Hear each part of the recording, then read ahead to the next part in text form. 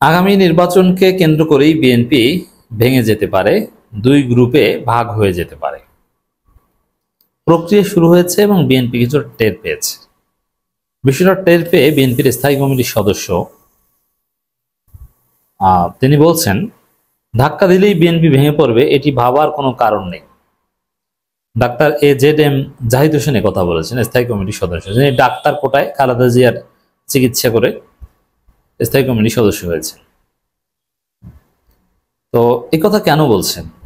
মানে তিনি দেখছেন, তিনি টের পেয়েছেন যে ধাক্কা দিলে বিএনপি ভেঙে পড়বে বা বিএনপি ভাঙার একটা চেষ্টা। এখন বিএনপি একদম নিঃশেষ যদি কেউ করতে চায় বা হয়, সেটা ইউনিফাইড বিএনপি ধীরে ধীরে নিঃশেষ হয়ে যাবে এটা না। বিএনপি নিঃশেষ হওয়ার একটা প্রক্রিয়া হবে, বিএনপি প্রথমে ভাঙন ধরবে, দুই গ্রুপ হবে, তারপরে আস্তে আস্তে আস্তে আস্তে ভেঙে যাবে।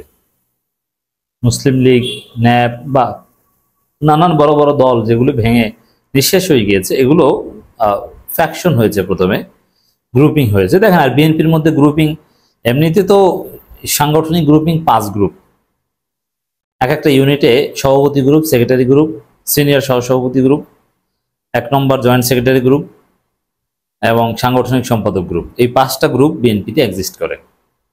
ছাত্রদল, স্বেচ্ছাসেবক দল, যুব দল, বিএনপি, সব জায়গায় বিএনপিতে তো গ্রুপিং আছেই, কিন্তু আনুষ্ঠানিকভাবে দল ভেঙে যাওয়া, কোনো সিনিয়র নেতার নেতৃত্বে দল ভেঙে যাওয়া, এটা তো বিএনপিতে অতীতে ঘটেছে অনেকবার। বিএনপির মহাসচিবরা টিকতে পারেনি, তাদেরকে বহিষ্কার করা হয়েছে। মান্নান ভূঁইয়াকে বহিষ্কার করেছে এবং বদরুদ্দোজা চৌধুরী আলাদা দল গঠন করতে বাধ্য হয়েছেন পরবর্তীতে বহিষ্কৃত হয়ে। আরো এরকম বেশ কয়েকজন প্রতিষ্ঠাতা মহাসচিব টিকতে পারেননি। এটা বিএনপির ইতিহাস। সেই জায়গা থেকে ব্যারিস্টার নাজমুল হুদার কথাও আপনারা জানেন, তিনি আলাদা দল গঠন করেছিলেন। তো বিএনপি সাবেক মহাসচিবরাই তো আলাদা দল গঠন করেছে, এরকম এক্সাম্পল রয়েছে প্রায় 5টা। কর্নেল অলি দল গঠন করেছেন বিএনপি থেকে এসে, আপনি কত এক্সাম্পল দেখতেছেন। তো বিএনপির ভাঙন, এটা তো ভাঙন তো অনেকবার হয়েছে, কিন্তু ভাঙলেও কার্যকরভাবে বিএনপি ভেঙে বড় কিছু করতে পেরেছে এরকম এক্সাম্পল নেই। কেন পারেনি? খালেদা জিয়া ছিল। কিন্তু এবারকার বাস্তবতাটা ভিন্ন, এবার খালেদা জিয়া নেই। আর এবার যদি ভাঙে, সে ভাঙনটা হবে ভিন্নভাবে।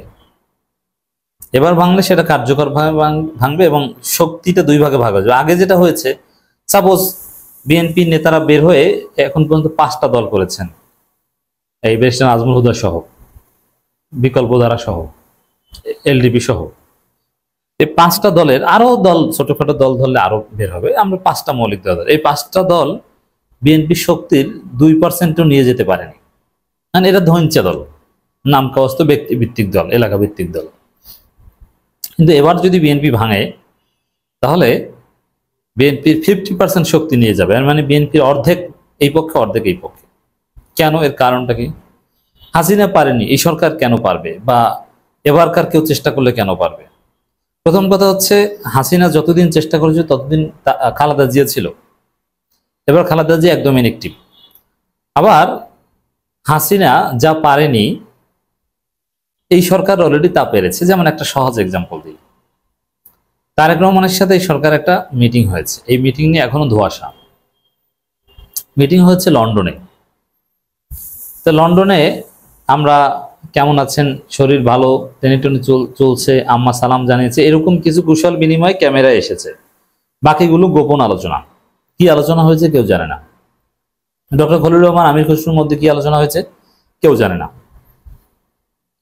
এছাড়া এটা হচ্ছে ঘোষিত, কিন্তু তাছাড়াও এই ধরনের বৈঠকের আগে গোয়েন্দা সংস্থার লোকজন কিংবা ইউনূসের প্রতিনিধি তারেক রহমানের সাথে ঘন্টার পর ঘন্টা মিটিং করেছেন, তার বাসায় বা বিভিন্ন জায়গায়। এতে কোনো সন্দেহ নেই, কারণ ইউনূস তারেক দুইজনে এসে তো ঝগড়া করে কোনো একটা বিষয় ঐক্যমত বুঝবেন না। মূলত এগুলো সব আগে সেট আপ করা থাকে, আগের বৈঠকে দুইজনে জাস্ট একটু ফর্মালিটি। তো এই জায়গাটায় তারেক রহমানের সাথে অনেক গোপন মিটিং গোয়েন্দা সংস্থা, সরকারের প্রতিনিধি অনেকের হয়েছে এবং সেগুলো সব গোপনে রেকর্ড করা হয়েছে। ওগুলো হচ্ছে তারেক রহমানের রাজনীতি খেয়ে দেওয়ার উপাদান। তা কোনো কারণে, হিসাব নিকাশের গরমিলের কারণে বা অনিবার্য বাস্তবতায়, ইউনূস তারেক বৈঠকের সব কন্টেন্ট গোপনে রেকর্ডকৃত।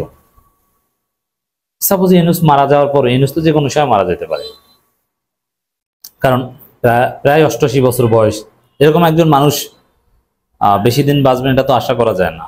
আল্লাহর সুন্নাত এটা, যে মানুষ এক পর্যায়ে বয়স হলে মারা যাবে, যে কোনো সময় যে কোনো বয়সে মারা যেতে পারে, কিন্তু স্বাভাবিক সুন্নাত হচ্ছে বয়স্ক মানুষ মারা যাবে, তার শরীর অঙ্গ প্রত্যঙ্গগুলো কাজ করা কমিয়ে দেয়। তখন যদি এটা ফাঁস করে দেয়, তারেক রহমানের রাজনীতি শেষ। সে ওয়াটারগেট কেলেঙ্কারির মতো, লন্ডন কেলেঙ্কারি, গোপনে রেকর্ডকৃত জিনিস ফাঁস করে দিয়ে শেষ রাজনীতি। আবার বিএনপির যে বর্তমান নেতারা আছে, প্রত্যেক নেতা ইউনূস সরকারের টোপ গিলেছেন, বর্ষি গিলেছেন। কেউ দুর্নীতির বর্ষি গিলেছেন, যে অবাধ ক্ষমতা পেয়ে ইচ্ছা মতো দুর্নীতি করেছেন, মির্জা ফখরুল সহ। এরকম নানান অপকর্মের দলিল কিংবা প্রমাণ সরকারের কাছে আছে, যেগুলো হাসিনার আমলে সম্ভব ছিল না। যার ফলে ওইগুলো ব্যবহার করে এবার চাইলেই সরকার বিএনপি ভাঙতে পারবে।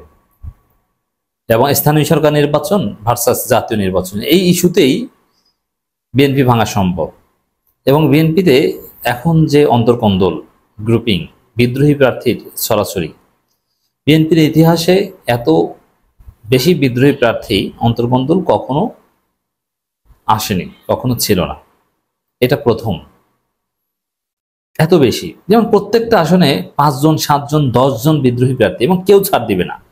বিএনপির কমান্ড এত অকার্যকর, এটা কখনো ছিল না।